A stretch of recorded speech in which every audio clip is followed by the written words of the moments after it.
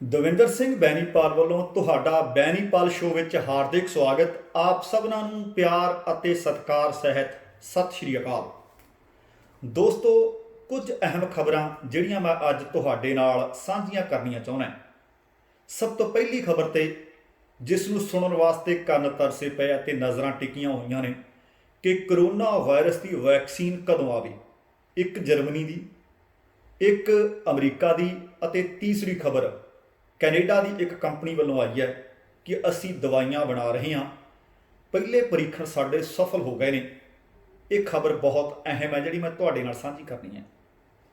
ਦੂਸਰੀ ਖਬਰ ਇਹ ਹੈ ਕਿ ਨੇਪਾਲ ਅਤੇ ਭਾਰਤ ਦੇ ਰਿਸ਼ਤਿਆਂ ਦੇ ਵਿੱਚ ਲਗਾਤਾਰ ਕੁੜੱਤਣ ਵੱਧ ਰਹੀ ਹੈ, ਪਰ ਆਲੇ ਦੁਆਲੇ ਰਹਿਣ ਵਾਲੇ, ਭਾਵੇਂ ਉਹ ਭਾਰਤ ਵਾਲੇ ਪਾਸੇ ਨੇ ਭਾਵੇਂ ਨੇਪਾਲ ਵਾਲੇ ਪਾਸੇ ਨੇ, ਲੋਕ ਬੜੇ ਔਖੇ ਹੋਏ ਪਏ ਹੈ। ਇਹਦੇ ਨਾਲ ਨਾਲ ਬੀਤੇ ਦਿਨੀ ਨੇਪਾਲ ਨੇ ਭਾਰਤੀ ਚੈਨਲਾਂ ਦੇ ਉੱਤੇ ਪਾਬੰਦੀ ਲਾਈ ਸੀ। ਉਸ ਪਾਬੰਦੀ ਦਾ ਕੀ ਬਣਿਆ, ਇਹ ਖਬਰ ਬਹੁਤ ਅਹਿਮ ਹੈ, ਇਹ ਤੁਹਾਡੇ ਨਾਲ ਸਾਂਝੀ ਕਰਾਂਗਾ। ਇਹਦੇ ਨਾਲ ਨਾਲ ਇੱਕ ਖਬਰ ਦਿੱਲੀ ਹਾਈ ਕੋਰਟ ਨੇ ਇੱਕ ਫੈਸਲਾ ਸੁਣਾਇਆ, ਉਹ ਬਹੁਤ ਅਹਿਮ ਹੈ। ਇੱਕ ਲੈਫਟੀਨੈਂਟ ਕਰਨਲ ਨੇ ਬੀਤੇ ਦਿਨੀ ਇੱਕ ਪਟੀਸ਼ਨ ਪਾਈ ਸੀ ਕਿ ਮੇਰਾ ਭਾਈ ਸੋਸ਼ਲ ਮੀਡੀਆ ਬਿਨਾਂ ਗੁਜ਼ਾਰਾ ਨਹੀਂ, ਪਰ ਭਾਰਤ ਸਰਕਾਰ ਨੇ ਆਦੇਸ਼ ਬੀਤੇ ਦਿਨੀ ਜਾਰੀ ਕੀਤੇ ਸੀ ਕਿ 59 ਐਪ 'ਚ ਇੰਸਟਾ ਤੇ ਫੇਸਬੁੱਕ ਤੁਸੀਂ ਚਲਾ ਨਹੀਂ ਸਕਦੇ ਜੇਕਰ ਤੁਸੀਂ ਕਿਸੇ ਵੀ ਸੁਰੱਖਿਆ ਫੋਰਸ ਵਿੱਚੋਂ। ਉਸ ਪਟੀਸ਼ਨ ਦੇ ਉੱਤੇ ਮਾਣਯੋਗ ਅਦਾਲਤ ਦਾ ਕੀ ਫੈਸਲਾ ਆਇਆ, ਉਹ ਬਹੁਤ ਅਹਿਮ ਹੈ। ਇਹਦੇ ਨਾਲ ਨਾਲ ਇੱਕ ਗੱਲ ਆਮ ਤੌਰ 'ਤੇ ਅਸੀਂ ਕਹਿੰਦੇ ਹਾਂ ਕਿ ਜਿਹੜੇ ਗੋਰੇ ਨੇ ਇਹ ਲਗਭਗ ਬਹੁਤਾ ਸਮਾਂ ਇੱਕ ਦੂਸਰੇ ਦਾ ਸਾਥ ਨਹੀਂ ਨਿਭਾਉਂਦੇ, ਪਰ ਇਹ ਧਾਰਨਾ ਆ ਖਬਰ ਗਲਤ ਸਿੱਧ ਕਰੇਗੀ। ਇੰਗਲੈਂਡ ਤੋਂ ਖਬਰ ਮਿਲ ਰਹੀ ਹੈ ਕਿ ਇੱਕ ਬਜ਼ੁਰਗ ਜੋੜਾ ਜਿਹੜਾ ਆਖਰੀ ਵਾਰ ਇੱਕ ਹਸਪਤਾਲ ਦੇ ਵਿੱਚ ਕੁਝ ਨਰਸਾਂ ਵੱਲੋਂ ਮਿਲਾਇਆ ਗਿਆ, 62 ਵਰ੍ਹੇ ਹੋ ਗਏ ਸੀ ਇਸ ਜੋੜੇ ਨੂੰ ਇੱਕ ਦੂਸਰੇ ਦਾ ਸਾਥ ਦਿੰਦਿਆਂ। ਸ਼ਾਇਦ ਉਹ ਆਖਰੀ ਮੁਲਾਕਾਤ ਸੀ। 10 ਮਿੰਟ ਤੱਕ ਇੱਕ ਦੂਸਰੇ ਦਾ ਹੱਥ ਫੜ ਕੇ ਰੱਖਿਆ ਤੇ ਕਿਹੋ ਜਿਹਾ ਮਾਹੌਲ ਸੀ, ਖਬਰ ਤੁਹਾਡੇ ਨਾਲ ਸਾਂਝੀ ਕਰਾਂਗਾ। ਇਹਨਾਂ ਖਬਰਾਂ ਨੂੰ ਤਫਸੀਲ ਦੇ ਦਿਆਂ ਇਹਦੇ ਤੋਂ ਪਹਿਲਾਂ ਤੁਹਾਡਾ ਸਭਨਾਂ ਦਾ ਤਹਿ ਦਿਲੋਂ, ਦਿਲ ਦੀਆਂ ਗਹਿਰਾਈਆਂ ਤੋਂ ਧੰਨਵਾਦ ਕਰਨਾ ਚਾਹੁੰਦਾ ਕਿ ਤੁਸੀਂ ਮੇਰੇ ਚੈਨਲ ਨੂੰ ਸਬਸਕ੍ਰਾਈਬ ਕਰ ਰਹੇ ਹੋ, ਤੇ ਨਾਲ ਬਾਕੀ ਸੱਜਣਾਂ ਨੂੰ ਅਪੀਲ ਕਰਨੀ ਚਾਹੁੰਦਾ ਕਿ ਜੇਕਰ ਤੁਸੀਂ ਹਾਲੇ ਤੱਕ ਮੇਰੇ ਚੈਨਲ ਨੂੰ ਸਬਸਕ੍ਰਾਈਬ ਨਹੀਂ ਕੀਤਾ, ਸਬਸਕ੍ਰਾਈਬ ਵੀ ਜ਼ਰੂਰ ਕਰਿਓ, ਨੋਟੀਫਿਕੇਸ਼ਨ ਵਾਲੀ ਘੰਟੀ ਵੀ ਜ਼ਰੂਰ ਦਬਾ ਲਿਓ, ਲਾਈਕ ਵਾਲਾ ਬਟਨ, ਅਤੇ ਨਾਲ ਨਾਲ ਜੇਕਰ ਚੰਗਾ ਲੱਗੇ ਤੇ ਅੱਗੇ ਸ਼ੇਅਰ ਕਰਨ ਦੀ ਕੋਸ਼ਿਸ਼ ਕਰਿਆ ਕਰੋ। ਧੰਨਵਾਦੀ ਹੋਵਾਂਗਾ। ਆਓ ਹੁਣ ਖਬਰਾਂ ਨੂੰ ਤਫਸੀਲ ਦੇਈਏ। ਸਭ ਤੋਂ ਪਹਿਲੀ ਅਤੇ ਅਹਿਮ ਖਬਰ ਮੈਂ ਤੁਹਾਡੇ ਨਾਲ ਸਾਂਝੀ ਕਰਨੀ ਚਾਹੁੰਦਾ ਕਿ ਕਰੋਨਾ ਵਾਇਰਸ ਨੂੰ ਲੈ ਕੇ ਜਿੱਥੇ ਰਿਸ਼ਤੇ ਟੁੱਟ ਰਹੇ ਨੇ, ਤਾਰ-ਤਾਰ ਹੋ ਰਹੇ ਨੇ, ਉੱਥੇ ਸਾਡੀਆਂ ਨਜ਼ਰਾਂ ਟਿਕੀਆਂ ਹੋਈਆਂ ਨੇ ਕਿ ਕਦੋਂ ਸਭ ਕੁਝ ਆਮ ਵਾਂਗ ਹੋਏਗਾ। ਆਮ ਵਾਂਗ ਉਦੋਂ ਹੀ ਹੋਣਾ ਜਦੋਂ ਕਿਸੇ ਪਾਸੋਂ ਸਾਨੂੰ ਇਹ ਖਬਰ ਮਿਲੀ ਕਿ ਕਰੋਨਾ ਵਾਇਰਸ ਦੀ ਦਵਾਈ ਬਣ ਗਈ, ਕੋਈ ਵੈਕਸੀਨ ਬਣ ਗਈ ਹੈ। ਇੱਕ ਜਰਮਨੀ ਦੀ ਕੰਪਨੀ ਹੈ ਤੇ ਇੱਕ ਅਮਰੀਕਾ ਦੀ ਕੰਪਨੀ ਹੈ।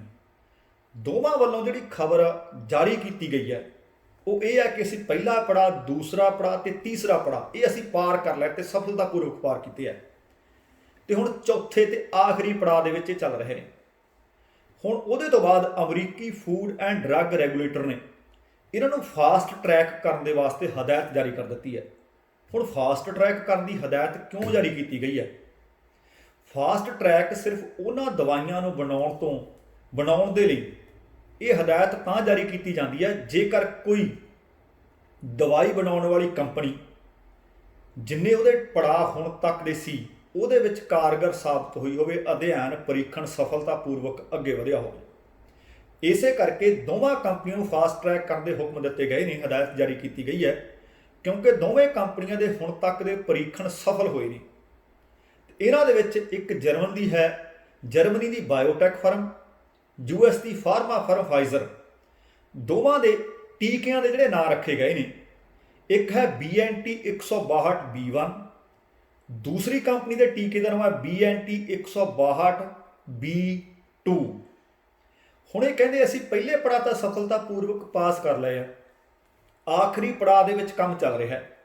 ਇਹ ਕਹਿੰਦੇ ਜੇਕਰ ਸਾਡਾ ਇਹ ਆਖਰੀ ਪੜਾਅ ਸਫਲ ਹੋ ਗਿਆ ਤੇ ਅਸੀਂ 30,000 ਲੋਕਾਂ ਤੇ ਇਸ ਮਹੀਨੇ ਦੇ ਅਖੀਰ ਤੱਕ 30,000 ਲੋਕਾਂ ਤੇ ਪਰੀਖਣ ਕਰਨਾ ਹੈ, ਤੇ ਜੇ ਇਹ 30,000 ਲੋਕਾਂ ਤੇ ਪਰੀਖਣ ਸਫਲ ਰਿਹਾ ਤਾਂ ਅਸੀਂ 10 ਕਰੋੜ ਖੁਰਾਕਾਂ ਬਣਾਉਣੀਆਂ ਨੇ ਤਾਂ ਕਿ ਲੋਕਾਂ ਨੂੰ, ਜਿਨ੍ਹਾਂ ਨੂੰ ਜ਼ਰੂਰਤ ਹੈ, ਉਹਨਾਂ ਤੱਕ ਇਹ ਦਵਾਈ, ਇਹ ਟੀਕੇ ਪਹੁੰਚਦੇ ਹੋ ਸਕਣ। ਤੇ ਇਹ ਵਧੀਆ ਗੱਲ ਇਹ ਹੈ ਕਿ ਇਸ ਤੋਂ ਬਾਅਦ ਜਦੋਂ ਆਹ ਖਬਰ ਲੋਕਾਂ ਦੇ ਕੰਨੀ ਪੈਣੀ ਸ਼ੁਰੂ ਹੋਈ ਹੈ, ਇੱਕ ਕੰਪਨੀ ਦੇ ਸ਼ੇਅਰਾਂ ਦੇ ਵਿੱਚ 2% ਦਾ, ਦੂਸਰੀ ਕੰਪਨੀ ਦੇ ਸ਼ੇਅਰਾਂ ਦੇ ਵਿੱਚ 6% ਦਾ ਉਛਾਲ ਆਇਆ। ਲੋਕਾਂ ਨੂੰ ਆਸ ਬੱਝੀ ਹੈ ਕਿ ਪਹਿਲੇ ਜੇਕਰ 3 ਪੜਾਅ ਸਫਲ ਹੋ ਗਏ ਆ ਤੇ ਹੋ ਸਕਦਾ ਚੌਥਾ ਤੇ ਆਖਰੀ ਪੜਾਅ ਵੀ ਸਫਲ ਹੋਵੇ ਅਤੇ ਇਸ ਮਹੀਨੇ ਦੇ ਅਖੀਰ ਤੱਕ ਇਹਨਾਂ ਨੇ 30,000 ਲੋਕਾਂ ਤੇ ਪਰੀਖਣ ਕਰਕੇ ਕੋਈ ਨਾ ਕੋਈ ਨਤੀਜਾ ਸਾਡੇ ਸਾਹਮਣੇ ਦੇ ਦੇਣਾ। ਹਾਲੇ ਇਹ ਖਬਰਾਂ ਚੱਲੀ ਰਹੀਆਂ ਸੀ, ਹੁਣੇ ਖਬਰ ਮਿਲ ਰਹੀ ਹੈ ਕੈਨੇਡਾ ਦੇ ਕਿਊਬਿਕ ਸੂਬੇ ਦੇ ਨਾਲ ਸੰਬੰਧਿਤ ਇੱਕ ਕੰਪਨੀ ਹੈ ਮੈਡੀਕਾਗੋ ਨੇ ਦੱਸ ਦਿੱਤਾ ਕਿ ਸਾਡਾ ਕਲੀਨਿਕਲ ਟ੍ਰਾਇਲ ਚੱਲ ਰਿਹਾ ਹੈ, ਪਰ ਇਹ ਜਿਹੜੀ ਦਵਾਈ ਹੈ ਇਹ ਪੌਦਿਆਂ ਦੇ ਆਧਾਰਿਤ ਦਵਾਈ ਆ, ਉਹਨੂੰ ਲੈ ਕੇ ਬਣਾਈ ਜਾ ਰਹੀ ਹੈ ਤੇ ਇਸ ਟੀਕੇ ਦਾ ਕਲੀਨਿਕਲ ਟ੍ਰਾਇਲ ਚੱਲ ਰਿਹਾ ਹੈ, ਪਰ ਇਹ ਟ੍ਰਾਇਲ ਹਾਲੇ ਪਹਿਲੇ ਪੜਾਅ ਵਿੱਚ ਹੈ। ਕੰਪਨੀ ਦੇ ਉਪ ਮੁਖੀ ਨੇ ਦੱਸਿਆ ਕਿ ਅਸੀਂ ਆਪਣਾ ਪਹਿਲਾ ਪੜਾਅ ਪੂਰਾ ਕਰਨ ਤੋਂ ਬਾਅਦ ਅਕਤੂਬਰ ਤੱਕ ਇਸ ਦੇ ਨਤੀਜੇ ਦੇ ਦਿਆਂਗੇ ਤੇ ਜੇਕਰ ਅਕਤੂਬਰ ਦੇ ਵਿੱਚ ਨਤੀਜੇ ਸਾਰਥਕ ਆਏ, ਕਾਰਗਰ ਸਾਬਤ ਹੋਏ, ਫਿਰ ਅਸੀਂ ਦੂਸਰੇ ਅਤੇ ਤੀਸਰੇ ਪੜਾਅ ਦੇ ਵਿੱਚ ਜਾਵਾਂਗੇ। ਤੇ ਇਸ ਪਹਿਲੇ ਪੜਾਅ ਦੇ ਵਿੱਚ ਕੰਪਨੀ ਦੇ ਦੱਸਣ ਦੇ ਮੁਤਾਬਕ ਕਹਿੰਦੇ ਅਸੀਂ 130 ਵਿਅਕਤੀਆਂ ਦੇ ਉੱਤੇ ਪਰੀਖਣ ਕਰ ਰਹੇ ਹਾਂ। ਬਿਲਕੁਲ ਸਿਹਤਮੰਦ ਬੰਦੇ ਆ, ਉਹ ਉਮਰ ਉਹਨਾਂ ਦੀ 18 ਵਰ੍ਹਿਆਂ ਤੋਂ ਲੈ ਕੇ 55 ਵਰ੍ਹਿਆਂ ਦੇ ਦਰਮਿਆਨ ਹੈ। ਪਰ ਆਹ ਗੱਲ ਬਹੁਤ ਅਹਿਮ ਹੈ। ਉਹ ਕਹਿੰਦੇ ਜੇਕਰ ਸਾਡੇ ਪਰੀਖਣ ਸਫਲ ਹੋ ਗਏ ਤਾਂ 2021 ਦੇ ਅਖੀਰ ਤੱਕ ਦਵਾਈ ਆਊ, ਪਰ ਜੇਕਰ ਅਸੀਂ ਸਫਲ ਹੋ ਜਾਂਦੇ ਹਾਂ ਫਿਰ ਇਸ ਦੀਆਂ ਅਸੀਂ 10 ਕਰੋੜ ਖੁਰਾਕਾਂ ਬਣਾਵਾਂਗੇ ਤਾਂ ਕਿ ਆਮ ਲੋਕਾਂ ਤੱਕ, ਰੋਗੀਆਂ ਤੱਕ ਇਹ ਦਵਾਈ ਪੁੱਜਦੀ ਕਰ ਸਕੀਏ। ਭਾਵੇਂ ਜਰਮਨੀ ਦੀ ਕੰਪਨੀ ਹੈ, ਭਾਵੇਂ ਅਮਰੀਕਾ, ਭਾਵੇਂ ਕੈਨੇਡਾ ਜਾਂ ਕਿਸੇ ਪਾਸੇ ਹੋਰ ਵੀ ਖਬਰ ਆ ਜੇ। ਬੀਤੇ ਦਿਨ ਹੀ ਖਬਰ ਸਾਂਝੀ ਕੀਤੀ ਸੀ ਕਿ ਰੂਸ ਦੀ ਕੰਪਨੀ ਵੀ ਦਾਅਵਾ ਕਰ ਰਹੀ ਹੈ ਕਿ ਅਸੀਂ ਦਵਾਈ ਬਣਾਉਣ ਦੇ ਨੇੜੇ ਹਾਂ। ਅੱਜ ਭਾਰਤ ਦੀ ਇੱਕ ਕੰਪਨੀ ਵੱਲੋਂ ਵੀ ਇਸ ਤਰ੍ਹਾਂ ਦਾ ਦਾਅਵਾ ਕੀਤਾ ਗਿਆ ਕਿ ਪਹਿਲਾ ਸਾਡਾ ਟ੍ਰਾਇਲ ਕਾਮਯਾਬ ਹੋ ਗਿਆ। ਅੱਜ ਆਸਟ੍ਰੇਲੀਆ ਵਾਲੇ ਪਾਸੋਂ ਵੀ ਇਸ ਤਰ੍ਹਾਂ ਦੀ ਕੋਈ ਖਬਰ ਆ ਰਹੀ ਹੈ, ਪਰ ਹਾਲੇ ਉਹਨਾਂ ਦੀ ਪੁਸ਼ਟੀ ਨਹੀਂ ਹੋ ਸਕੀ। ਆਉਣ ਵਾਲੇ ਦਿਨਾਂ ਦੇ ਵਿੱਚ ਹੋ ਸਕਦਾ ਜੇ ਖਬਰ ਇਹ ਸਾਰਥਕ ਖਬਰ ਆਈ ਤਾਂ ਕੱਲ ਦੇ ਪ੍ਰੋਗਰਾਮ ਵਿੱਚ ਤੁਹਾਡੇ ਨਾਲ ਸਾਂਝੀ ਕੀਤੀ ਜਾ ਸਕਦੀ ਹੈ। ਅਗਲੀ ਖਬਰ ਨੇਪਾਲ ਅਤੇ ਭਾਰਤ ਦੇ ਤਿੜਕ ਰਹੇ ਰਿਸ਼ਤਿਆਂ ਦੀ ਖਬਰ। ਤੁਹਾਨੂੰ ਪਤਾ ਹੈ ਕਿ ਕੋਈ ਵੇਲਾ ਸੀ ਭਾਰਤ ਅਤੇ ਨੇਪਾਲ ਇੱਕ ਮਿਕ ਸਨ, ਪਰ ਹੌਲੀ ਹੌਲੀ ਹੁਣ ਨੇਪਾਲ ਭਾਰਤ ਤੋਂ ਦੂਰ ਹੁੰਦਾ ਜਾ ਰਿਹਾ ਹੈ ਅਤੇ ਚੀਨ ਦੇ ਨੇੜੇ ਹੁੰਦਾ ਜਾ ਰਿਹਾ ਹੈ। ਬੀਤੇ ਦਿਨੀ ਜਦੋਂ ਗਲਵਾਨ ਘਾਟੀ ਦੇ ਵਿੱਚ ਭਾਰਤ ਤੇ ਚੀਨ ਦੇ ਫੌਜੀ ਜਵਾਨਾਂ ਦੀ ਝੜਪ ਹੋਈ, ਉਹਦੇ ਤੋਂ ਬਾਅਦ ਨੇਪਾਲ ਨੇ ਭਾਰਤੀ ਚੈਨਲਾਂ ਤੇ ਲਾਈ ਪਾਬੰਦੀ। ਉਹਦੇ ਤੋਂ ਬਾਅਦ ਭਾਰਤ ਦੇ ਲੋਕਾਂ ਦੇ ਵਿੱਚ ਰੋਸ ਹੋਇਆ ਤੇ ਭਾਰਤ ਨੇ ਆਪਣੀ ਨਿੱਜਤਾ ਦੀ ਰਾਖੀ ਕਰਨ ਵਾਸਤੇ, ਲੋਕਾਂ ਦੀ ਪ੍ਰਾਈਵੇਸੀ ਦੀ ਰਾਖੀ ਕਰਨ ਦੇ ਵਾਸਤੇ ਚੀਨ ਦੀਆਂ ਬਣੀਆਂ 59 ਐਪਸ ਦੇ ਉੱਤੇ ਪਾਬੰਦੀ ਦਾ ਐਲਾਨ ਕਰ ਦਿੱਤਾ। ਉਹਦੇ ਤੋਂ ਬਾਅਦ ਨੇਪਾਲ ਨੇ ਬੀਤੇ ਦਿਨੀ, ਤੁਹਾਨੂੰ ਪਤਾ ਹੋਣਾ ਕਿ ਇੱਕ ਨਕਸ਼ਾ ਵੀ ਹੋਰ ਤਰ੍ਹਾਂ ਦਾ ਪਾਸ ਕਰ ਦਿੱਤਾ ਸੀ। ਉਹਦੇ ਤੋਂ ਬਾਅਦ ਜਿਹੜੀ ਸਰਹੱਦ ਭਾਰਤ ਤੇ ਨੇਪਾਲ ਦੀ ਆਪਸ ਦੇ ਵਿੱਚ ਖੁੱਲੀ ਸੀ, ਉਹਦੀਆਂ ਥਾਵਾਂ ਨਿਰਧਾਰਤ ਕਰ ਦਿੱਤੀਆਂ ਸਨ। ਪਰ ਹੁਣ ਭਾਰਤੀ ਚੈਨਲਾਂ ਤੇ ਜਿਹੜੀ ਪਾਬੰਦੀ ਬੀਤੇ ਦਿਨੀ ਲਾਈ ਸੀ, ਉਹਦੇ ਅੱਗੇ ਸਰਕਾਰ ਨੂੰ ਝੁਕਣਾ ਪੈ ਗਿਆ। ਚੈਨਲਾਂ ਦੇ ਉੱਤੋਂ ਤਾਂ ਪਾਬੰਦੀ ਚੁੱਕ ਲਈ ਹੈ, ਪਰ ਸਾਰਿਆਂ ਤੋਂ ਨਹੀਂ, ਕਿਉਂਕਿ ਕੇਬਲ ਆਪਰੇਟਰਾਂ ਦੇ ਉੱਤੇ ਲੋਕਾਂ ਦਾ ਜ਼ੋਰ ਪੈ ਰਿਹਾ ਸੀ ਅਤੇ ਕੇਬਲ ਆਪਰੇਟਰਾਂ ਨੇ ਫਿਰ ਸਰਕਾਰ ਦੇ ਉੱਤੇ ਜ਼ੋਰ ਪਾਇਆ ਕਿ ਇਹ ਲੋਕ ਚਾਹੁੰਦੇ ਆ, ਲੋਕਾਂ ਦੀ ਡਿਮਾਂਡ ਆ ਕਿ ਅਸੀਂ ਚੈਨਲ ਦੇਖਣਾ ਚਾਹੁੰਦੇ ਹਾਂ। ਪਰ ਉੱਥੋਂ ਦੇ ਜਿਹੜੇ ਪ੍ਰਧਾਨ ਮੰਤਰੀ ਮਿਸਟਰ ਓਲੀ ਨੇ, ਉਹਨਾਂ ਨੇ ਆਖ ਦਿੱਤਾ ਕਿ ਜਿਹੜਾ ਚੈਨਲ ਹਾਲੇ ਵੀ ਚੀਨ ਦੇ ਖਿਲਾਫ ਪ੍ਰਚਾਰ ਕਰੇਗਾ ਜਾਂ ਨੇਪਾਲ ਦੇ ਖਿਲਾਫ ਪ੍ਰਚਾਰ ਕਰਦਾ ਦੇਖਿਆ, ਉਹਨਾਂ ਤੇ ਦੁਬਾਰਾ ਪਾਬੰਦੀਆਂ ਲਾਈਆਂ ਜਾ ਸਕਦੀਆਂ ਨੇ। ਪਰ ਹੁਣ ਇਹਦੇ ਨਾਲ ਨਾਲ ਕਈ ਪਿੰਡ ਨੇ ਜਿਹੜੇ ਜਾਂ ਤਾਂ ਨੇਪਾਲ ਵਾਲੇ ਪਾਸੇ ਬਿਲਕੁਲ ਸਰਹੱਦ ਤੇ ਵਸੇ ਹੋਏ ਨੇ ਜਾਂ ਭਾਰਤ ਵਾਲੇ ਪਾਸੇ ਸਰਹੱਦ ਦੇ ਬਿਲਕੁਲ ਨੇੜੇ ਵਸੇ ਹੋਏ ਨੇ। ਉਹਨਾਂ ਦੇ ਇੱਕ ਦੂਸਰੇ ਨਾਲ ਰਿਸ਼ਤੇ ਵੀ ਨੇ, ਇੱਕ ਦੂਸਰੇ ਪਾਸੇ ਕੰਮਕਾਰ ਵੀ ਕਰਨ ਆਉਂਦੇ ਨੇ, ਇੱਕ ਦੂਸਰੇ ਪਾਸੇ ਸੌਦਾ ਪੱਤਾ ਵੀ ਖਰੀਦ ਕੇ ਲਿਆਉਂਦੇ ਆ। ਇਸੇ ਤਰ੍ਹਾਂ ਦਾ ਇੱਕ ਪਿੰਡ ਹੈ ਲਾਲਬੰਦੀ ਜਨਕਪੁਰ। ਇਹ ਪਿੰਡ ਭਾਰਤ ਵਾਲੇ ਪਾਸੇ ਸਰਹੱਦ ਤੋਂ ਲਗਭਗ ਅੱਧਾ ਕੁ ਕਿਲੋਮੀਟਰ ਦੀ ਦੂਰੀ ਤੇ ਵਸਿਆ ਹੋਇਆ। ਉੱਥੋਂ ਦੇ ਲੋਕ ਕਹਿੰਦੇ ਅਸੀਂ ਹਰ ਪੂਰਨਮਾਸ਼ੀ ਨੂੰ, ਸਦੀਆਂ ਤੋਂ ਪੁਰਾਣੀ ਪਰੰਪਰਾ ਚੱਲੀ ਆ ਰਹੀ ਹੈ, ਉਸ ਦੇ ਮੁਤਾਬਕ ਇੱਕ ਮੰਦਿਰ ਹੈ, ਨੇਪਾਲ ਵਾਲੇ ਪਾਸੇ ਮੰਦਿਰ ਹੈ, ਤੇ ਉਸ ਮੰਦਿਰ ਦੇ ਵਿੱਚ ਅਸੀਂ ਹਰ ਪੂਰਨਮਾਸ਼ੀ ਨੂੰ ਮੱਥਾ ਟੇਕਣ ਜਾਂਦੇ ਸੀ। ਜਦੋਂ ਉੱਥੋਂ ਦੇ ਬਜ਼ੁਰਗਾਂ ਨਾਲ ਗੱਲਬਾਤ ਕੀਤੀ ਗਈ, ਉਹ ਕਹਿੰਦੇ ਅਸੀਂ ਵੀ ਜਾਂਦੇ ਹਾਂ। ਹੁਣ 70 80 ਵਰ੍ਹਿਆਂ ਦੀ ਉਮਰ ਹੈ, ਸਾਡੇ ਬਜ਼ੁਰਗ ਵੀ ਜਾਂਦੇ ਸੀ, ਉਹਨਾਂ ਦੇ ਬਜ਼ੁਰਗ ਵੀ ਜਾਂਦੇ ਸੀ। ਭਾਵ ਇਹ ਪਰੰਪਰਾ ਸਦੀਆਂ ਤੋਂ ਚੱਲਦੀ ਆ ਰਹੀ ਹੈ।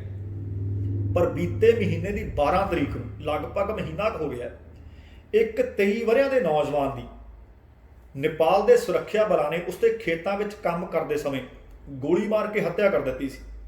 ਉਹਦੇ ਤੋਂ ਬਾਅਦ ਇਸ ਪਿੰਡ ਦੇ ਲੋਕ ਇੰਨੇ ਕੁ ਡਰੇ ਹੋਏ ਨੇ ਕਿ ਬਾਰਡਰ ਵੱਲ ਨੂੰ ਮੂੰਹ ਨਹੀਂ ਕਰ ਰਹੇ।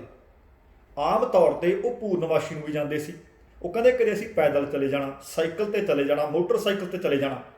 ਸਾਨੂੰ ਸਰਹੱਦ ਤੇ ਕਦੀ ਰੋਕਿਆ ਨਹੀਂ ਸੀਗਾ, ਕਦੀ ਪੁੱਛਿਆ ਨਹੀਂ ਸੀਗਾ। ਸੁਰੱਖਿਆ ਬਲ ਮੌਜੂਦ ਜ਼ਰੂਰ ਹੁੰਦੇ ਸੀ, ਕਦੇ ਤਲਾਸ਼ੀ ਤੱਕ ਨਹੀਂ ਸੀ ਲਈ ਜਾਂਦੀ। ਪਰ ਹੁਣ ਉਸ ਪਾਸੇ ਜਾਣ ਨੂੰ ਦਿਲ ਨਹੀਂ ਕਰਦਾ ਕਿ ਕਿਤੇ ਉਸ 23 ਵਰ੍ਹਿਆਂ ਦੇ ਜਵਾਨ ਵਾਲੀ ਸਾਡੇ ਨਾਲ ਨਾ ਹੋ ਜਾਵੇ। ਪਰ ਹੁਣ ਕਈਆਂ ਘਰਾਂ ਦੇ ਵਿੱਚ ਇਸ ਗੱਲ ਨੂੰ ਲੈ ਕੇ ਕਲੇਸ਼ ਪਿਆ ਹੋਇਆ। ਕਲੇਸ਼ ਦਾ ਕਾਰਨ ਇਹ ਹੈ ਕਿ ਇਹ ਪਿੰਡ ਦੇ ਲੋਕਾਂ ਦੇ ਦੱਸਣ ਦੇ ਮੁਤਾਬਕ ਹਰ ਦੂਜੇ ਜਾਂ ਤੀਸਰੇ ਘਰ ਦਾ ਰਿਸ਼ਤਾ ਨੇਪਾਲ ਦੀ ਕਿਸੇ ਔਰਤ ਨਾਲ ਹੋਇਆ ਹੋਇਆ। ਭਾਵ ਇੱਕ ਦੂਸਰੇ ਦੀਆਂ ਰਿਸ਼ਤੇਦਾਰੀਆਂ ਨੇ, ਨੇਪਾਲੀਆਂ ਦੀਆਂ ਇੱਧਰ ਤੇ ਇੱਧਰ ਦੀਆਂ ਉੱਧਰ। ਹੁਣ ਔਰਤ ਹਰ ਕੋਈ ਪੇਕੇ ਜਾਣਾ ਚਾਹੁੰਦੀ ਹੈ।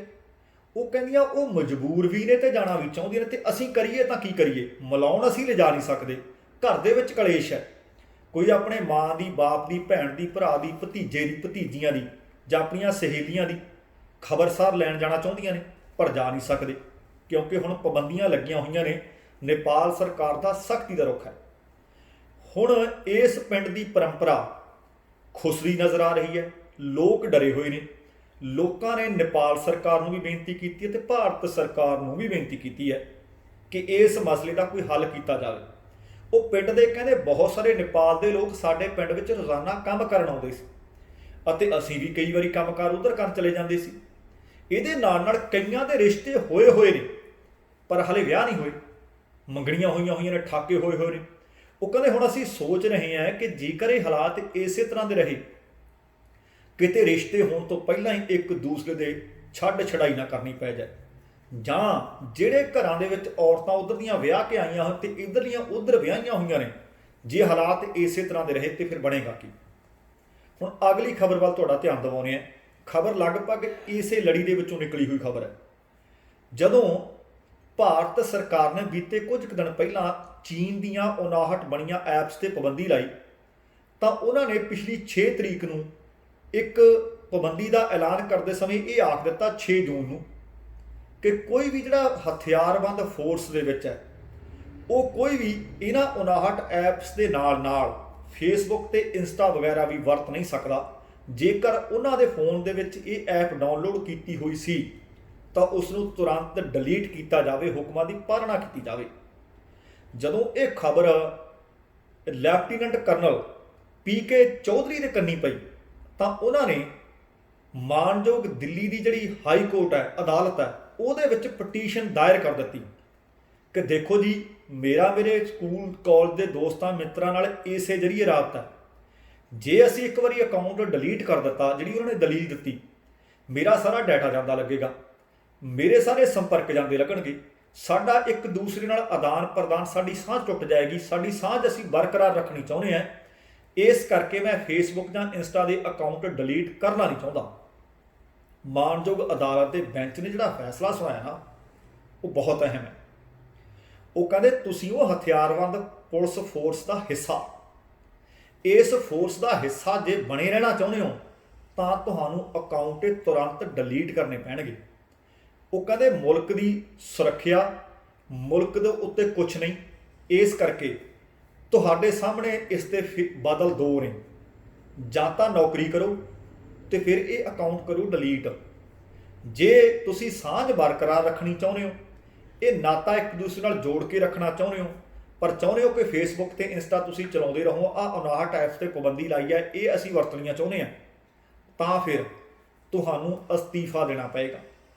ਹੁਣ ਬਦਲ ਲੈਫਟੀਨੈਂਟ ਕਰਨਲ ਸਾਹਿਬ ਦੇ ਹਿੱਸੇ ਹੈ ਕਿ ਉਹ ਅਸਤੀਫਾ ਦਿੰਦੇ ਆ ਜਾਂ ਫਿਰ ਸੋਸ਼ਲ ਮੀਡੀਆ ਨੂੰ ਵਰਤਦੇ ਰਹਿੰਦੇ ਆ। ਉਹ ਕਹਿੰਦੇ ਇਹਦੇ ਤੋਂ ਬਾਅਦ ਜਿਹੜਾ ਉਹਨਾਂ ਨੇ ਲਿਖਿਆ, ਕਹਿੰਦੇ ਮੁਆਫ ਕਰੋ, ਇਸ ਨੂੰ ਬੰਦ ਕਰੋ, ਨਵਾਂ ਅਕਾਊਂਟ ਬਣਾ ਨਹੀਂ ਸਕਦੇ, ਆਦੇਸ਼ ਦਾ ਪਾਲਣ ਕਰੋ, ਜੇ ਨਹੀਂ ਕਰਨਾ ਚਾਹੁੰਦੇ ਤਾਂ ਅਸਤੀਫਾ ਲਿਖ ਕੇ ਦਿਓ। ਦੋ ਟੁਕ ਫੈਸਲਾ ਦਿੱਲੀ ਦੀ ਮਾਨਯੋਗ ਅਦਾਲਤ ਨੇ ਇਹ ਸੁਣਾ ਦਿੱਤਾ ਹੈ। ਅਗਲੀ ਤੇ ਆਖਰੀ ਖਬਰ ਇਹ ਹੈ ਕਿ ਇੱਕ 62 ਵਰ੍ਹੇ ਹੋ ਗਏ ਜੋੜੇ ਨੂੰ, ਆਪਸ ਦੇ ਵਿੱਚ ਇਕੱਠਿਆਂ ਰਹਿੰਦੀਆਂ। ਇੰਗਲੈਂਡ ਦੇ ਵਿੱਚ, ਬਰਤਾਨੀਆ ਦੇ ਵਿੱਚ ਇਹ ਜੋੜਾ ਰਹਿੰਦਾ ਹੈ। ਆਦਮੀ ਦਾ ਨਾਮ ਹੈ ਜਿਹੜਾ ਇਸ ਵਕਤ 92 ਵਰ੍ਹਿਆਂ ਦਾ ਜੌਨ ਵਿਲਸਨ, ਅਤੇ ਉਸ ਦੀ ਘਰਵਾਲੀ ਦਾ ਨਾਮ 88 ਵਰ੍ਹਿਆਂ ਦੀ ਹੈ ਮੈਰਜੋਰੀ। ਹੁਣ ਬੀਤੇ ਮਈ ਮਹੀਨੇ ਜੌਨ ਨੂੰ ਪਤਾ ਲੱਗਿਆ ਕਿ ਉਹ ਕੈਂਸਰ ਤੋਂ ਪੀੜਤ ਹੈ, 92 ਵਰ੍ਹਿਆਂ ਦੀ ਉਮਰ ਹੈ। ਉਸ ਨੂੰ ਹਸਪਤਾਲ ਭਰਤੀ ਕਰਵਾਉਣਾ ਪਿਆ, ਪਰ ਉਸ ਦੀ ਘਰਵਾਲੀ ਉਸ ਹਸਪਤਾਲ ਵਿੱਚ ਪਹਿਲਾਂ ਹੀ ਕਿਸੇ ਬਿਮਾਰੀ ਦੇ ਕਾਰਨ ਦਾਖਲ ਸੀ। ਹੁਣ ਜਦੋਂ ਦੇਖਿਆ ਕਿ ਮੈਰਜੂਰੀ ਸਿਹਤਯਾਬ ਹੋ ਰਹੀ ਹੈ, ਉਹਨੂੰ ਹਸਪਤਾਲ ਦੇ ਵਿੱਚੋਂ ਸ਼ਿਫਟ ਕਰਕੇ ਨਰਸਿੰਗ ਹੋਮ ਦੇ ਵਿੱਚ ਲੈ ਕੇ ਜਾਣਾ ਸੀ। ਉੱਥੇ ਜਿਹੜੀ ਉਸ ਵਕਤ ਦੀ ਨਰਸ ਸੀ ਐਮਸਾ ਬੇਕਰ ਨੇ ਸੋਚਿਆ ਕਿ ਹੋ ਸਕਦਾ ਹੈ ਕਿ ਮੈਰਜੂਰੀ ਨੂੰ ਹੁਣ ਨਰਸਿੰਗ ਹੋਮ ਦੇ ਵਿੱਚ ਤਬਦੀਲ ਕਰਨਾ ਹੈ। ਮਿਸਟਰ ਜੌਨ ਦੀ ਹਾਲਤ ਹੋ ਸਕਦਾ ਕਿਤੇ ਵਿਗੜ ਨਾ ਜਾਵੇ, ਆਖਰੀ ਵਾਰ ਇਹਨਾਂ ਨੂੰ ਮਿਲਾ ਤਾਂ ਦਿੱਤਾ ਜਾਵੇ। ਜਦੋਂ ਦੋਵਾਂ ਜੋੜਿਆਂ ਨੂੰ, ਉਸ ਹਸਬੈਂਡ ਤੇ ਵਾਈਫ ਨੂੰ ਇੱਕ ਦੂਸਰੇ ਦੇ ਨੇੜੇ ਲਿਜਾਇਆ ਗਿਆ, 10 ਮਿੰਟ ਇੱਕ ਦੂਸਰੇ ਦੇ ਹੱਥ ਵਿੱਚ ਹੱਥ ਪਾ ਕੇ, ਭਾਵੇਂ ਆਪੋ ਆਪਣੇ ਬੈੱਡਾਂ ਦੇ ਉੱਤੇ ਸੀ, ਬਿਸਤਰਿਆਂ ਦੇ ਉੱਤੇ ਸੀ, ਹੱਥ ਵਿੱਚ ਹੱਥ ਪਾ ਕੇ ਛੱਡਿਆ ਨਾ, ਉਸ ਵਕਤ ਜਿੰਨਾ ਵੀ ਸਟਾਫ ਸੀ ਸਾਰਿਆਂ ਦੀਆਂ ਅੱਖਾਂ ਨਮ ਸਨ, ਸਾਰਿਆਂ ਦੇ ਜਜ਼ਬਾਤ ਸਿੱਲੇ ਸਨ। ਉਹ ਕਹਿੰਦੇ ਬੋਲ ਦੋਵੇਂ ਨਹੀਂ ਸਕੇ, ਪਰ ਦੋਵਾਂ ਦੀਆਂ ਅੱਖਾਂ 'ਚੋਂ ਅੱਥਰੂ ਵਗ ਰਹੇ ਸੀ। ਦੋਵੇਂ ਅੱਖਾਂ ਰਾਹੀਂ ਇੱਕ ਦੂਸਰੇ ਨੂੰ ਕੁਝ ਆਖ ਰਹੇ ਸੀ। ਕਹਿੰਦੇ ਸਾਡੇ ਤੋਂ ਰਿਹਾ ਨਾ ਗਿਆ, ਸਾਡੇ ਜਜ਼ਬਾਤ ਗਿੱਲੇ ਤੇ ਸਿੱਲੇ ਹੋ ਗਏ। 10 ਮਿੰਟਾਂ ਤੋਂ ਬਾਅਦ ਮੈਰਜੂਰੀ ਨੂੰ ਇੱਕ ਨਰਸਿੰਗ ਹੋਮ ਦੇ ਵਿੱਚ ਸ਼ਿਫਟ ਕਰ ਦਿੱਤਾ ਗਿਆ ਅਤੇ ਮਿਸਟਰ ਜੌਨ ਦੀ ਬੀਤੀ 15 ਤਰੀਕ ਨੂੰ ਮੌਤ ਹੋ ਗਈ ਹੈ। ਸੋ ਉਸ ਨਰਸ ਦੇ ਦੱਸਣ ਮੁਤਾਬਕ ਮੈਰਜੂਰੀ ਅਤੇ ਮਿਸਟਰ ਜੌਨ ਦੀ ਉਹ ਆਖਰੀ ਮੁਲਾਕਾਤ ਸੀ, ਜਿਹੜੇ 62 ਵਰ੍ਹਿਆਂ ਦੇ ਇਕੱਠੇ ਰਹਿਣ ਤੋਂ ਬਾਅਦ ਆਖਰੀ ਪਲ ਸੀ। ਉਹ ਸਾਰਿਆਂ ਨੂੰ ਭਾਵੁਕ ਕਰ ਗਏ। ਦੋਸਤੋ, ਇਹ ਸਨ ਕੁਝ ਖਬਰਾਂ, ਉਮੀਦ ਹੈ ਤੁਹਾਨੂੰ ਚੰਗੀਆਂ ਲੱਗੀਆਂ ਹੋਣਗੀਆਂ। ਇਸ ਦੇ ਨਾਲ ਹੀ ਜਾਂਦੇ ਜਾਂਦੇ ਇੱਕ ਵਾਰੀ ਫਿਰ ਬੇਨਤੀ ਹੈ ਕਿ ਮੇਰੇ ਚੈਨਲ ਨੂੰ ਸਬਸਕ੍ਰਾਈਬ ਵੀ ਜ਼ਰੂਰ ਕਰ ਲੈਣਾ, ਵੀਡੀਓ ਅੱਗੇ ਸ਼ੇਅਰ ਕਰਨ ਦੀ ਕੋਸ਼ਿਸ਼ ਵੀ ਕਰਨੀ ਅਤੇ ਲਾਈਕ ਵਾਲਾ ਅਤੇ ਨਾਲ ਨੋਟੀਫਿਕੇਸ਼ਨ ਵਾਲਾ ਬਟਨ ਵੀ ਜ਼ਰੂਰ ਦਬਾ ਲੈਣਾ। ਤੁਹਾਡਾ ਦਿਲੋਂ ਧੰਨਵਾਦੀ ਹੋਵਾਂਗਾ। ਦਵਿੰਦਰ ਸਿੰਘ ਬੈਨੀਪਾਲ ਨੂੰ ਆਗਿਆ ਦਿਓ। ਸਤਿ ਸ਼੍ਰੀ ਅਕਾਲ। ਤੇਰਾ ਭਰਾ।